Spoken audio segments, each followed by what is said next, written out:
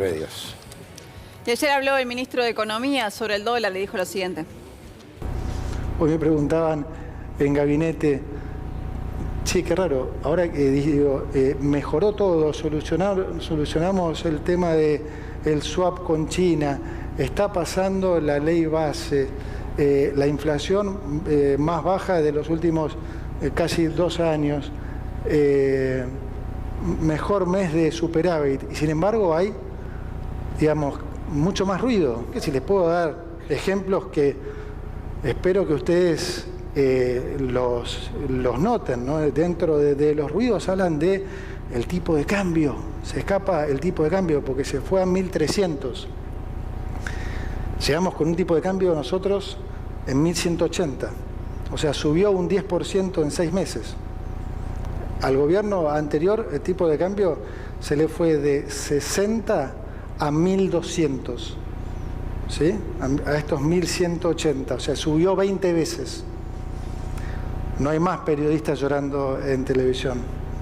En esos 4 años se le fue la sensibilidad social a los periodistas, e incluso les alcanzaba, con el dólar a 1000, les alcanzaba la plata para viajar con sus familias a Qatar a ver el Mundial de fútbol. Ahora es un tema porque el dólar en 6 meses se movió 10%. Bueno. Hay un montón de cosas para tener en cuenta dentro de estas declaraciones del ministro Caputo, y la verdad que hay una realidad que es que vas al supermercado y el sueldo te alcanza cada vez para menos. Lo que pasa un bono de jubilados de 70.000 pesos que sea lo mismo del mes anterior tampoco tiene sentido. Lo que pasa es que el ministro Caputo es un cínico, y siempre lo fue históricamente, ha sido un cínico desde que asumió con Mauricio Macri. Tuvo que ser eyectado de los cargos que ocupaba por pedido del Fondo Monetario Internacional. Ellos le echan la culpa al gobierno, pueden llegar a remontarse al triunvirato del Río de la Plata, porque la culpa nunca es de ellos, nunca se hacen cargo de nada. El ministro Caputo, igual que el presidente Javier Milei, se la pasan mintiendo con datos falsos y pretenden instalar en la sociedad, que de hecho han instalado en parte, sobre todo gracias a muchos colegas que permanentemente los invitan, han instalado que todo está bien, que está todo bárbaro, que los jubilados ahora les aumentaron a $200, nunca cuentan cuánto devaluaron, nunca lo cuentan. Después te quieren instalar la realidad que la industria está todo bien, cayó un 5,1, que hay más empleo que antes, 7,7 en empleo formal. Nunca te van a contar que cerraron 323.500 cuentas sueldo en 4 meses. Entonces hay una realidad que no te la cuentan, y la sociedad compra lo que ve. Pero además, Antonio, no sé, Nazarena, si esto es cierto, es falso el dato. Todo falso. Es decir, el sábado 9 de diciembre, por lo que yo miré, el dólar blue estaba a 990, o sea, no es 10%, es 30%, o me equivoco, por ahí la pifio, ¿eh? No, a ver, nosotros ya lo veníamos adelantando hace un tiempo, ¿no? Digamos, si bien es cierto lo que marca el ministro de Economía en esta ocasión, que tiene que ver con estos goles que pudo meter el gobierno respecto de la ley base, es que igual eso es una meta o un cumplimiento a medio hacer de momento, la baja de la inflación, una buena licitación, que China efectivamente haya decidido patear los vencimientos del swap. Bueno, varias cuestiones con las que el gobierno logró de momento tranquilizar al mercado. Lo cierto es que fue una cuestión temporal, si se quiere, ¿no? ¿Por qué? Bueno, básicamente porque hay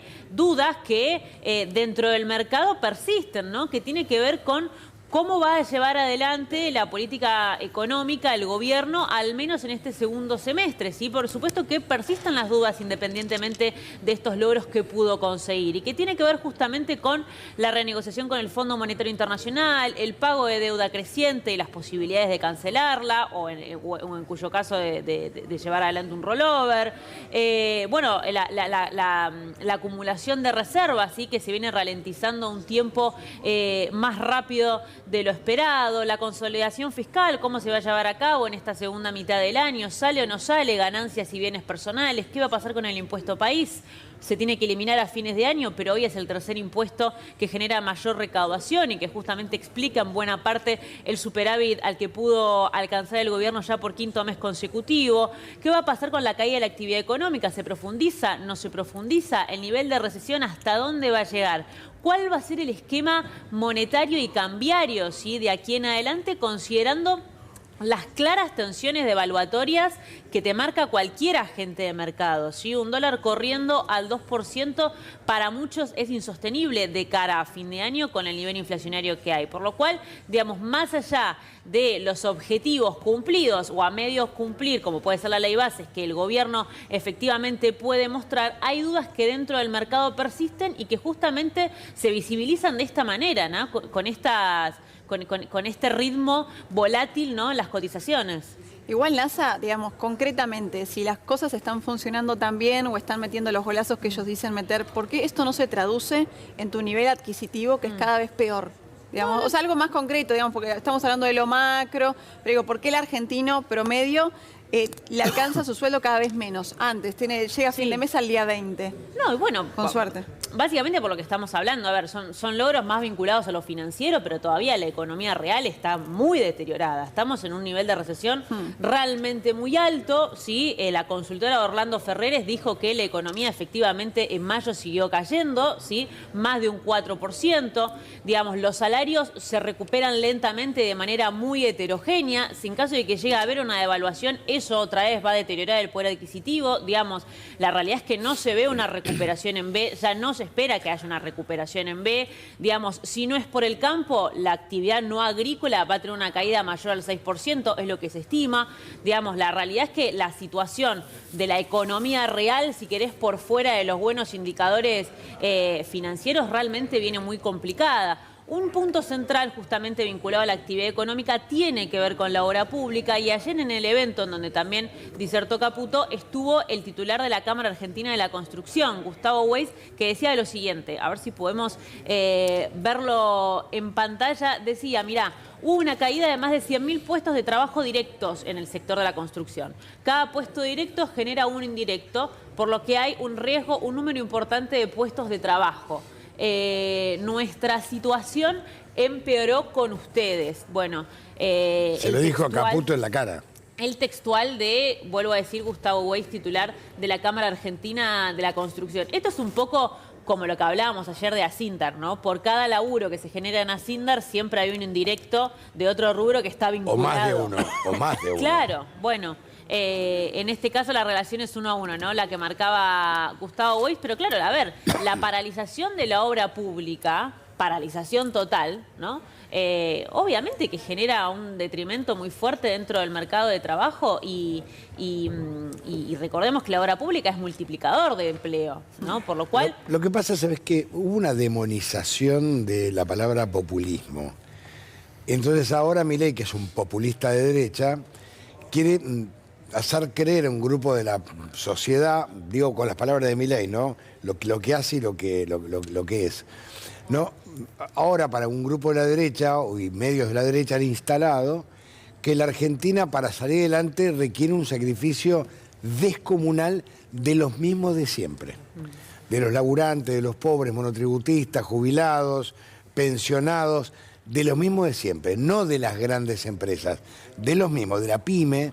Entonces, oculta una realidad y ayer, fíjate que con respecto a Loan, Patricia Burri recurrió al nuevo canal que tiene ella con nuevos columnistas y empezó a hablar sin decir nada. Y lo mismo hace Caputo, hace Milei, no dicen nada, empiezan a mentir datos, falsean datos, te ponen ejemplos.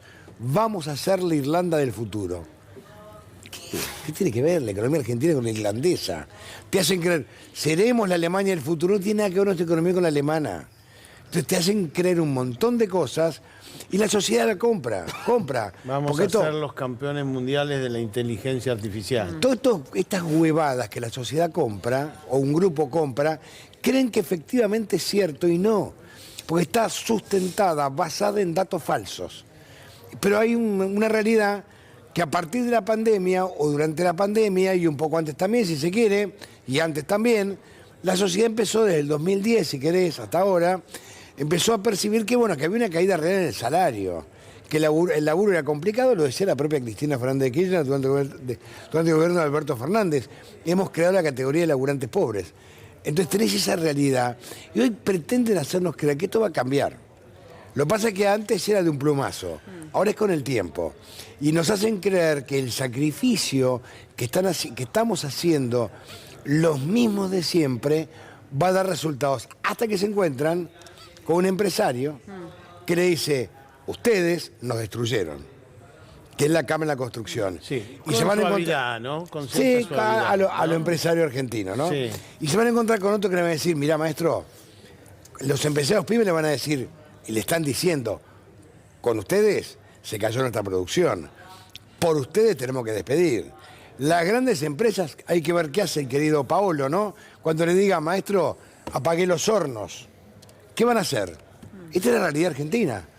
Ahora, nos hacen creer que por esto que nos está pasando, que estamos cada minuto peor, vamos a ser la Irlanda del futuro. No tenemos nada que ver con Irlanda. Es otra economía. Entonces me parece que esto es el punto que nunca se explica bien. Y la oposición, a no tener un referente importante que pueda debatir con estos miembros del oficialismo, o que los oficialistas vayan a algún lugar donde alguien les pregunte algo, ¿qué ha instalado esto? Ese es el problema. Sí, sobre todo teniendo en cuenta que Irlanda tiene una política estatal muchísimo más activa que la que está planteando. Hiperactiva. Es hiperactiva, una y por eso se recuperó. más alta.